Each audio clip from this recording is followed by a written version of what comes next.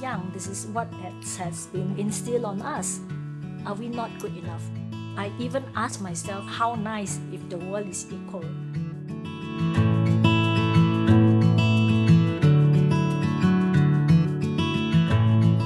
Hi, I'm Wendy Liew, a certified image and brand management consultant and the founder of the Image Creator.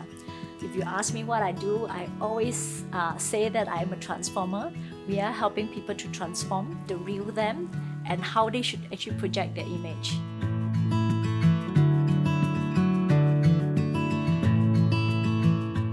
If you ask me what is the differences, I don't think that I have any difference. So actually since young, when I actually look at my mother, how my mother is being labeled, you are a woman who cannot bring boys. We have 4 girls at home. Even my name, right, Wendy, the Wen, yeah. So actually in Cantonese means one means 5. D is a boy or a little brother. So even to the extent my name is not derived from any of the value, or any of these things. So if you actually really ask me what is the differences, I don't see myself as any difference. But since young, this is what has been instilled on us. Are we not good enough? Or are we really something that is barang rugian? This is how they always label you are something that, you need to marry to people. Even to the extent my grandmother tell my parents, need not to let them go tuition, need not this and that. It's because to them it's a waste of money. One day when they grow up, they will get married. So to the extent we were poor, we feel like we are underdogs. So that's why the doubts is always there. I was actually very shy. I was an introvert. I always actually have the question like, hey, why my life is like that? So even when I grow up, I feel like I'm not good enough.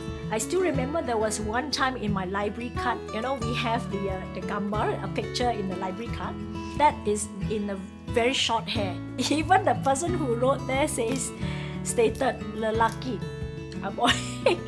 So that's why, and people make fun. Is it, wait, Wendy? So that's how we feel really bad about it. Is it a privilege to be a boy? Yeah. So that's how every time we see how we are being treated. So I find that, or I even ask myself, so how nice if the world is equal.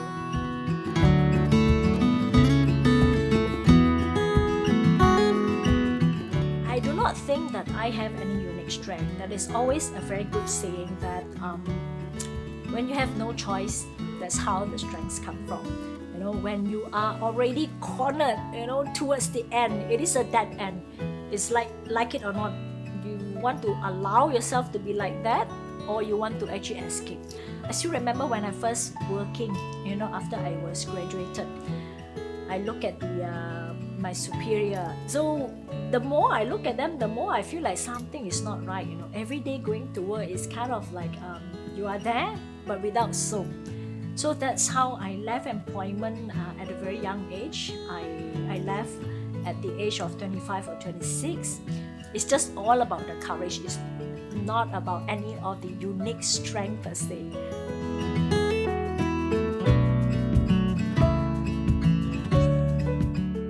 Along the way, I am blessed. I'm blessed whenever I go or whichever profession that I embark into. I have some good people that help me along. They see that how much I have devoted.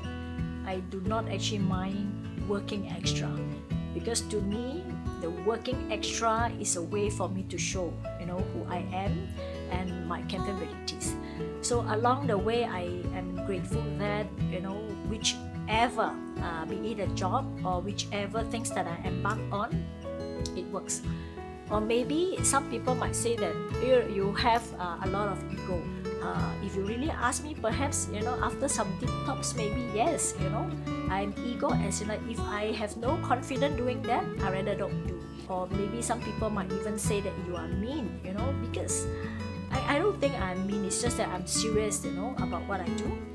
And I have no time to waste. Yeah, so whatever I embark on, I bump into good people. They give you opportunities.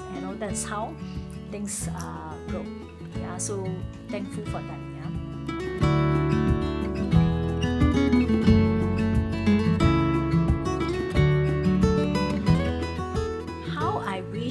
when I started, or started young, there are someone who gave me the equal or the same, opportunities.